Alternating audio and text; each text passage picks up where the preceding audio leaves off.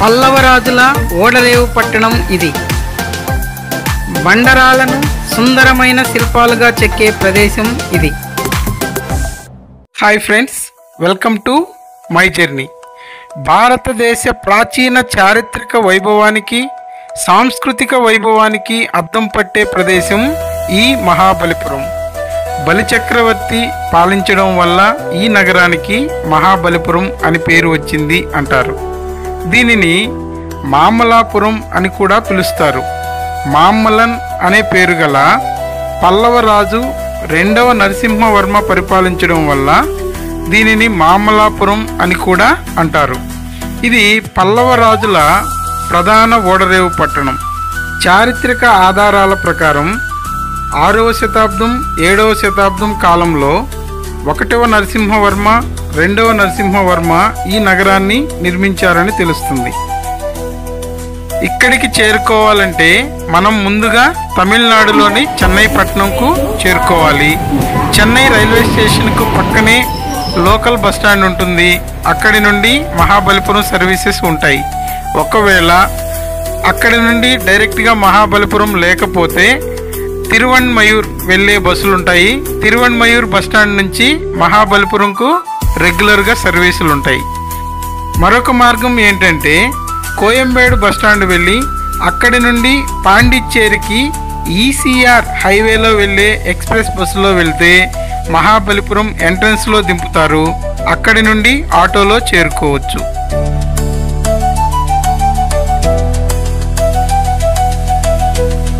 Mahabalipuram bus stand వద్దనే ఒక పురాతన ఆలయం ఉంటుంది. వీలైతే సందర్శించండి. ఇక్కడ మనం చూడవలసిన ప్రదేశాలన్నీ చుట్టూ ఒక 1/2 కిలోమీటర్ల దూరంలోనే దగ్గరగానే ఉంటాయి. మీకు ఓపిక ఉంటే నడుచుకుంటూ వెళ్ళండి, లేదా ఒక ఆటో మాట్లాడుకుంటే సులభంగా అన్ని ప్రదేశాలను కవర్ చేయవచ్చు.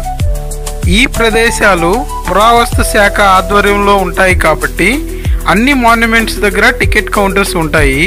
కానీ మీరు మొదటిగా సందర్శించే మాన్యుమెంట్ దగ్గర తీసుకున్న టికెట్తోనే అన్ని మాన్యుమెంట్స్ను చూడవచ్చు. ఈ విషయాన్ని గమనించండి. మేము ఈ ప్రదేశాన్ని ఏప్రిల్ 18వ తేదీన సందర్శించాము. ఏప్రిల్ 18వ తేదీన వరల్డ్ హెరిటేజ్ డేను పురస్కరించుకొని ఈరోజు వచ్చిన యాత్రికులందరికీ అన్ని ప్రదేశాలు సందర్శన ఉచితంగా ఉంటుంది. ఏకశిలపై నిర్మించిన దేవాలయాలు, విగ్రహాలు, ఓపెన్ మ్యూజియం ఇక్కడ ప్రత్యేకత. ఇక్కడ చూడవలసిన ప్రదేశాలన్నింటినీ ఒక్కొక్కటిగా పరిశీలిద్దాం రండి. మొదటగా షోర్ టెంపుల్. ఇది బస్టాండ్కు కొద్ది దూరంలోనే ఉంటుంది. ఈ దేవాలయం సముద్రపు ఒడ్డున నిర్మించబడి ఉంటుంది. ఈ టెంపుల్ను జలసేన ఆలయం అని కూడా పిలుస్తారట. ఈ ఆలయాన్ని 2వ నరసింహవర్మ గ్రానైట్ రాయితో 1200 ఏళ్లకు పూర్వమే నిర్మించారు. దీనిని పిరమిడ్ ఆకారంలో నిర్మించారు. ఈ ఆలయం చుట్టూ నంది విగ్రహాలను ఇక్కడ మనం గమనించవచ్చు. ఇవి 108 నంది విగ్రహాలు ఉండేవట. ఇప్పుడు ప్రస్తుతం 63 నంది విగ్రహాలు మాత్రమే ఉన్నాయి. చరిత్రకారుల ప్రకారం యూరోపియన్ మర్చెంట్స్ ఈ ప్రదేశాన్ని 7 పగోడాస్గా పిలిచేవారు. ఇలాంటి ఆలయాలు ఈ ప్రదేశంలో 7 ఉండేవట. ప్రస్తుతం ఈ ఆలయం మాత్రమే మిగిలింది. మిగతావి సముద్ర గర్భంలో కలిసిపోయాయి. 2004లో వచ్చిన సునామీలో వీటి ఆనవాళ్లు తెలిసాయట. ఈ టెంపుల్ కూడా సముద్రపు అలల తాకిడికి గురవుతుండడం వల్ల దేవాలయం చుట్టూ సముద్రపు ఒడ్డున గ్రానైట్ రాళ్లను వేసి సముద్రపు అలల నుండి రక్షించడం జరిగింది. ఈ ఆలయానికి కుడివైపున వరాహ రూపం, దాని పక్కనే రాకెట్ ఆకారంలో ఉన్న లింగ రూపం కనిపిస్తాయి. ఇది సాధారణంగా మెట్లతో నిర్మించిన ఒక చిన్న కోనేరులాగా కనిపిస్తుంది.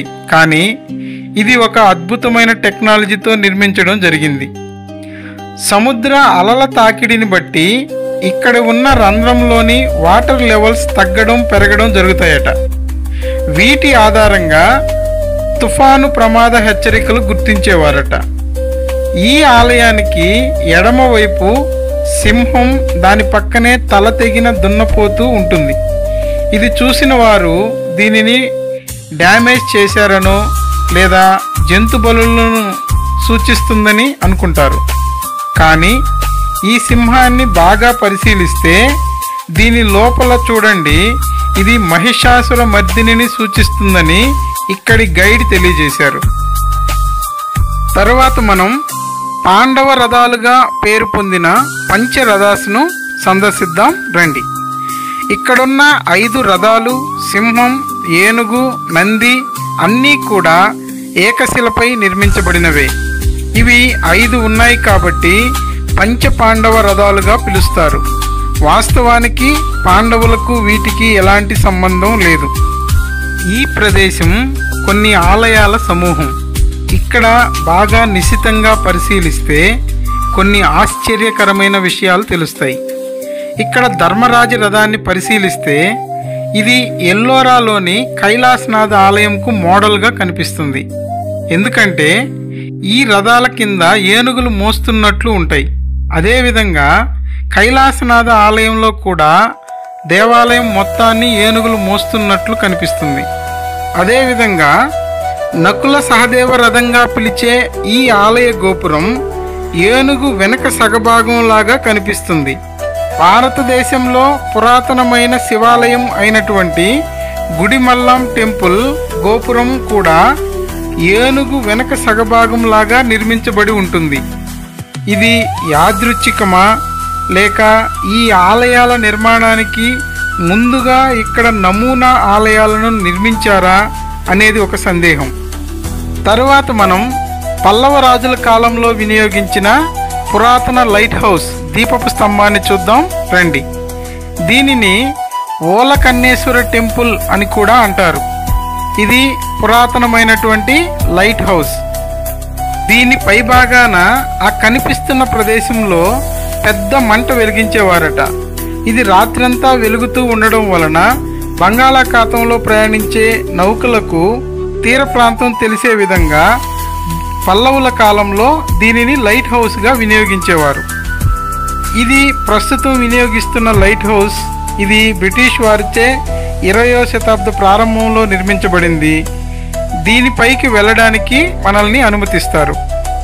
తరువాత మనం కృష్ణ మండపం చూద్దాం రండి. లైట్ హౌస్ నుండి కొంచెం దూరంలో ఇది ఉంటుంది. ఇందులో శ్రీకృష్ణుడు గోవర్ధనగిరి పర్వతం పైకెత్తి ప్రజలను రక్షించిన ఘట్టాలను అతి సుందరంగా చెక్కబడి ఉంటుంది. కృష్ణ మండపం పక్కనే అర్జున ఫినాన్స్ ఉంటుంది, చూద్దాం రండి. ఇది ప్రపంచంలోనే ఏకశిలపై నిర్మించబడిన అతిపెద్ద ఓపెన్ మ్యూజియం.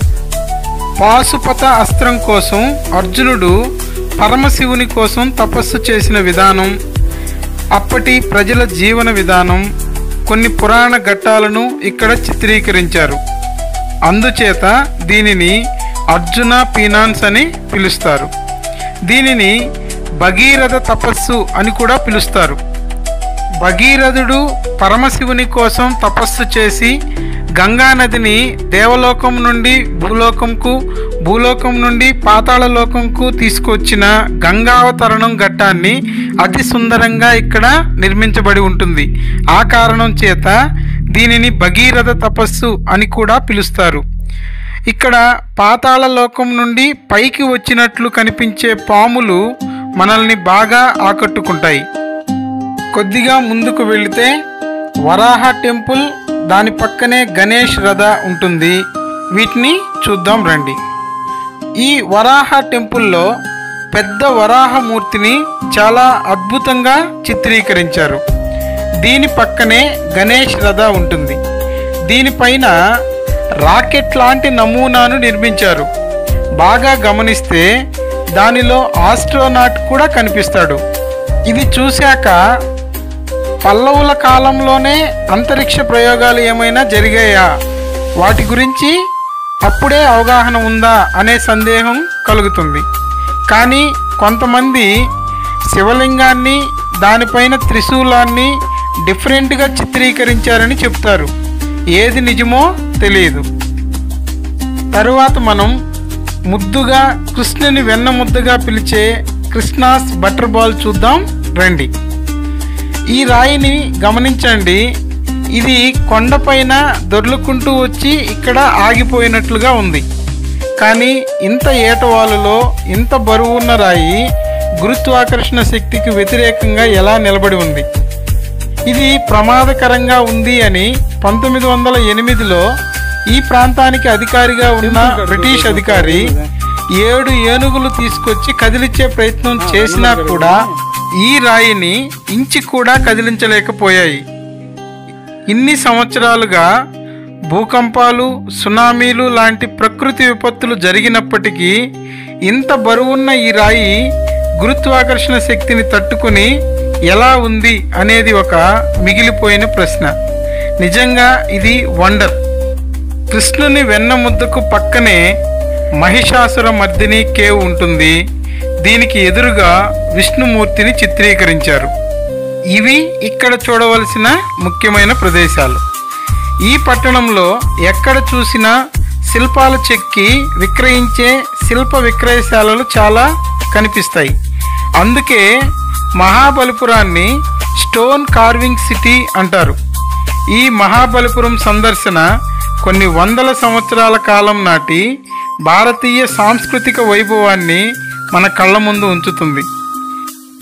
ఇంతటి విశిష్టత కలిగిన ఈ ప్రదేశాలను యునెస్కో వారు 1984లో ప్రపంచ వారసత్వ ప్రదేశాల జాబితాలో చేర్చడం జరిగింది.